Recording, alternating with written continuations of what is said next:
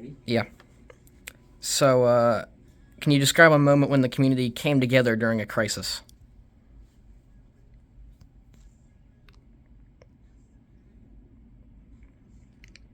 So I used to work for this company, as I was saying formerly, and I started a church, even though I was working for this company. And I started a church, meaning I just invited some people to come over to my house, and I would just read something from the Bible, and we would kind of have fellowship, and things would be good.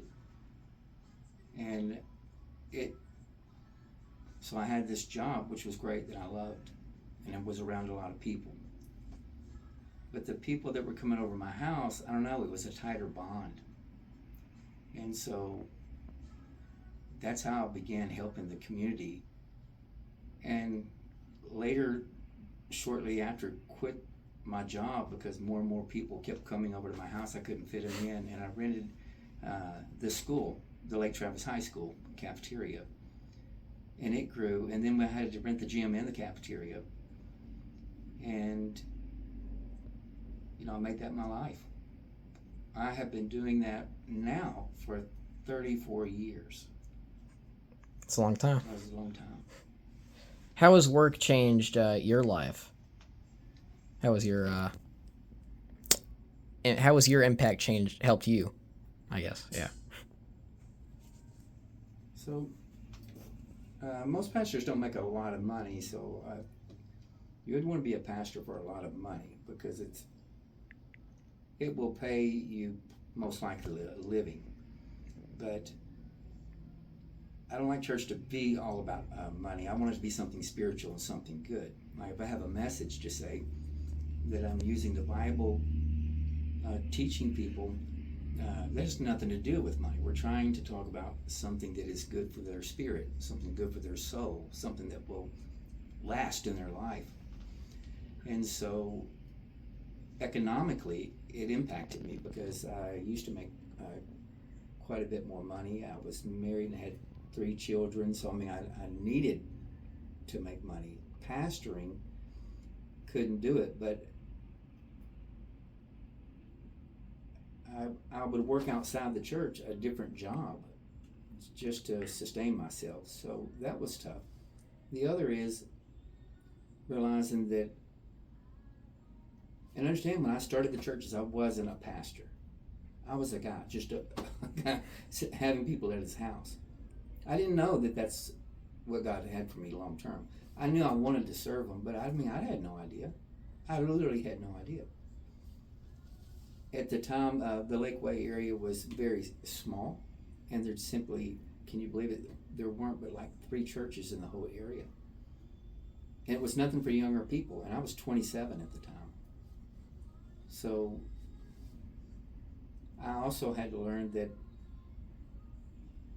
I had to make sure that whatever I was saying and how I was living matched. So it's a higher standard of living being a minister because all eyes are upon you, and many people they can be shysters or crooks, and you got to make sure that you live right, that you're honest and transparent, and people can check that out and see that. So those are big impacts on a person's life. What qualities make someone a positive influence in the community? I think you have to have faith. Yeah. Yeah. So I would say that's probably my greatest strength is that God has given me the ability to have faith on top of more faith, because through the years you have to have it because it's hard, it's difficult. When COVID happened, no one was able to go to church. They prevented you from doing that, and the church just makes it on its weekly tithe and offering. And when we couldn't go for months, it's like the church could go down the toilet, and I was concerned that the people that were having to stay inside, that they were able to still have faith, and we'd come back and we'd get through this. And I've had to have that in starting churches. I've Started 3 churches. Didn't know I was going to do that. That was just it was a move of the Lord. Other people I raised up, and then started another church, then started another church, and that's not easy. And starting over, I didn't have some people go with me from the other church. Everybody had to stay there, and I had to go and start another church. And I had to have faith that, am I crazy for doing this? Why would God, surely He's happy with me as a church. Well, I started another church, and fears that tried to overtake me with nobody's going to show up, or no one cares. And I just kept the faith, and whatever I felt the Lord was saying, to the best of my ability, I did. And the ball's rolling all these years. Helped a lot of people. Have you learned anything surprising from the people you've served?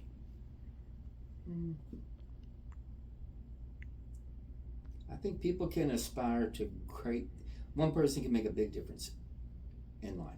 I truly believe that. You know, in the Bible, there's many people that were just normal people. If you ever would read the Bible, they start off just regular people. They never felt worthy to do a job, worthy to help everyone. They questioned even that God was asking them to do it. And when they figured out some that it was God telling them, they tried to tell God, I can't do this. But that's a funny thing. We're telling God what we can or cannot do.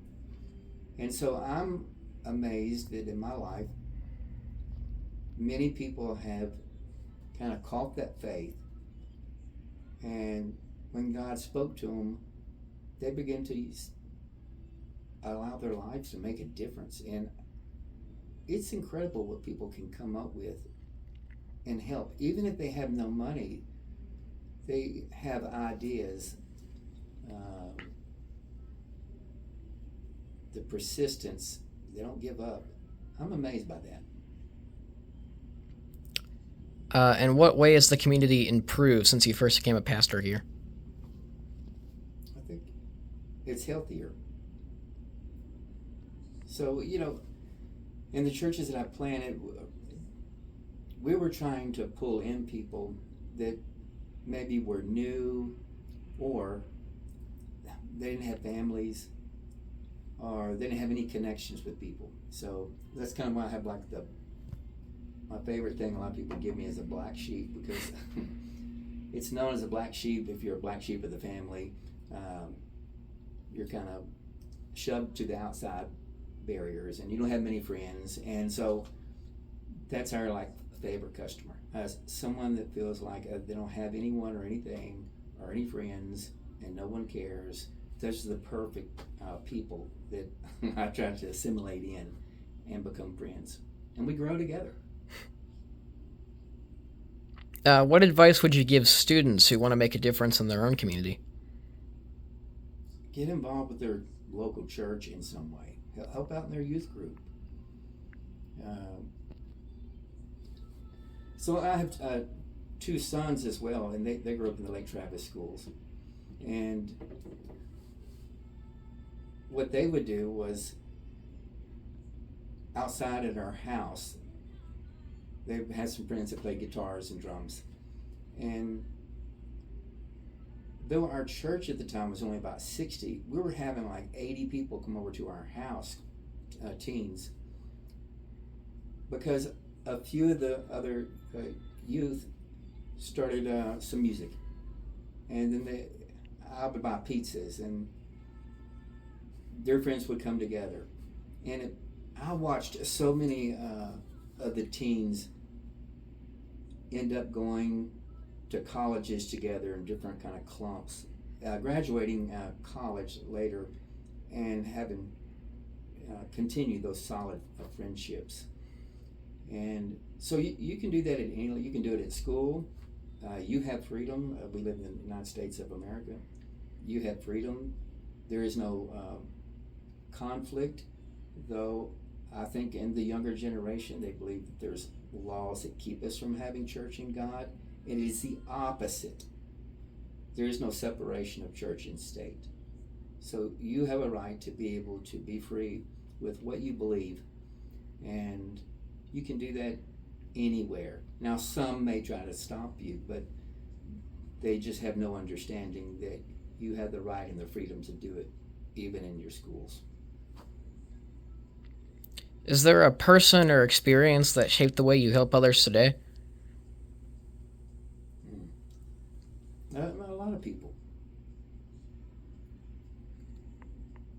I admire. I've always looked at people that didn't just think of themselves. I would see these people in life. Like I used to have my own company of athletic footwear and apparel stores as well. And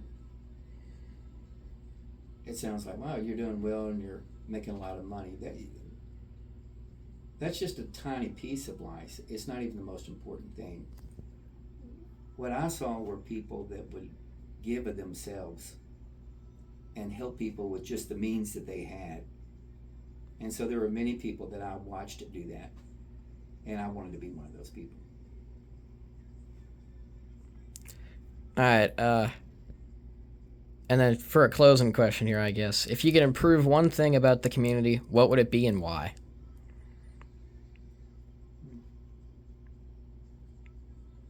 I would want them to become more healthy spiritually.